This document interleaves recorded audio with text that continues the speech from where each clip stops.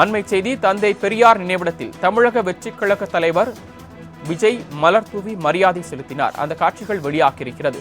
பெரியார் பிறந்த நாளையொட்டி அவரது நினைவிடத்தில் தமிழக வெற்றிக் கழகத்தின் தலைவரும் நடிகருமான விஜய் மலர் தூவி மரியாதை செலுத்திய காட்சிகள் வெளியாகியிருக்கிறது. அண்மை செய்தியாக பார்த்துக் கொண்டிருக்கிறோம்.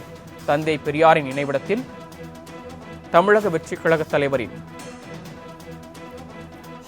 தலைவரும் நடிகருமான விஜய் மலர் மாலை அணிவித்து மலர் தூவி மரியாதை செலுத்திய காட்சிகள் வெளியாகியிருக்கிறது. கூடுதல் விவரங்களை வழங்குவதற்காக செய்தியாளர் மணிகண்டன் இணைப்பில் காத்திருக்கிறார். மணிகண்டன், விவரங்கள்.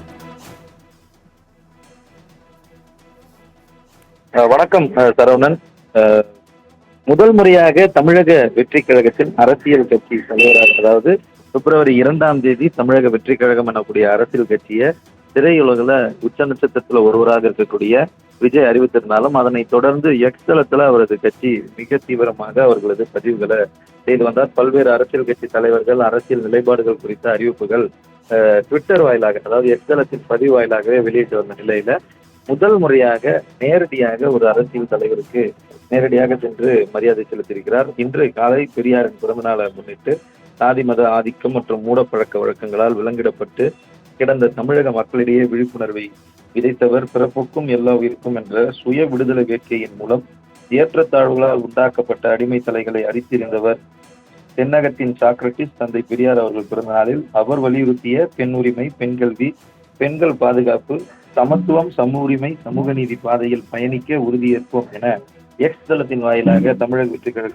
தலைவர் அவரது பிறந்த நாளுக்கு வாழ்த்து பதிவு செய்திருந்தார். இந்த நிலையில சரியாக அரை மணி நேரத்திற்கு முன்பாக எழும்பூர்ல இருக்கக்கூடிய பெரியார் திடல்ல, அதாவது பெரியார் அவரது பாதி வாழ்க்கை, அதாவது விடுதலை தாளை பத்திரிகை எழுத தொடங்கியதன் பிறப்பாக பல்வேறு சமூக நீதி கருத்துக்களை உருவாகுவதற்கு இடமாக இருந்த அவர் வாழ்நாளில் பாதி நாள்களை கழித்த பெரியார் திடல்ல இருக்கக்கூடிய அவரது நினைவிடத்தின் அழகிய வைக்கப்பட்டிருக்கக்கூடிய அவரது சிலைக்கு மரியாதை செலுத்தியிருக்கிறார். கிட்டத்தட்ட பல்வேறு அரசியல் கட்சிகள் அவர் விநாயகர் சதுர்த்திக்கு வாழ்த்து தெரிவிக்கவில்லை, ஓணத்துக்கு வாழ்த்து தெரிவித்திருக்கிறார். ஈஸ்டர் போன்ற பிற சமுதாய மக்கள் கொண்டாடக்கூடிய நிகழ்வுகளுக்கு வாழ்த்து தெரிவித்து இந்து சமுதாயத்திற்கான மிகப்பெரிய திருவிழாவான விநாயகர் சதுர்த்தி என்ற திருவிழாவுக்கான வாழ்த்துக்களை தெரிவிக்கவில்லை என தெரிவித்துக் கொண்டிருந்த நிலையில பாரதிய ஜனதா கட்சியின் பல்வேறு தலைவர்கள் அவரது அரசியல் பாதையில திராவிட சாயம் இருப்பதாக சர்ச்சைக்குள் எழுந்த விஷயத்துல சமூக நீதி,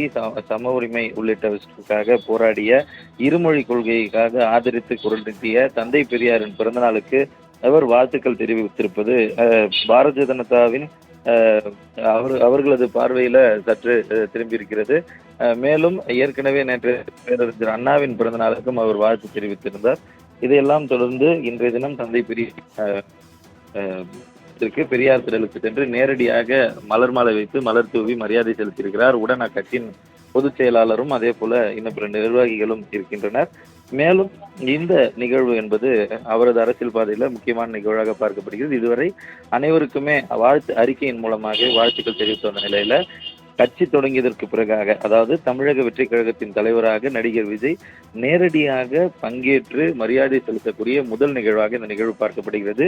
அவர் நேரடியாக மரியாதை செய்யும் அரசியல் கட்சி தலைவர்கள், அதாவது முதல் தலைவராக தந்தை பெரியார் சிலைக்கு நேரடியாக சென்று மாலை அறிவித்து மரியாதை செலுத்தியிருக்கிறார். இது தான் பயணிக்கக்கூடிய, அதாவது தமிழக வெற்றி கழகத்தின் தலைவர் விஜய் இதுவரையில அவரது அரசியலுக்கான ஐடியாலஜி, அதாவது அவருக்கான திட்டத்தை எதுவுமே தெரியப்படுத்தவில்லை, அவர்களுக்கான பாலிசிஸை இதுவரை பொதுமக்களிடம் எதுவுமே வெளிப்படுத்தவில்லை என்று தெரிவிக்க ஒவ்வொரு நாளாக அவரது ஐடியாலஜியை வெளிப்படுத்தும் விதமாக தலைவர்களுக்கு வாழ்த்துக்கள் தெரிவிப்பது, அதே போல திராவிட கட்சிகளைப் போலவே விநாயகர் சதுர்த்தி போன்ற இந்து மக்கள் அதிகமாக கொண்டாடக்கூடிய நிகழ்வுகளுக்கு வாழ்த்து தெரிவிக்காமல் தான் எதற்கான பாதையை நோக்கி எந்த ஒரு ஐடியாலஜியில பயணிக்க போகிறோம் என்பதை மேலும் வெளிப்படுத்தும் விதமாக இந்த நிகழ்வுகள் நடைபெற்று வருகிறது. தாங்கள் வழங்கிய தகவல்களுக்கு நன்றி மணிகண்டன்.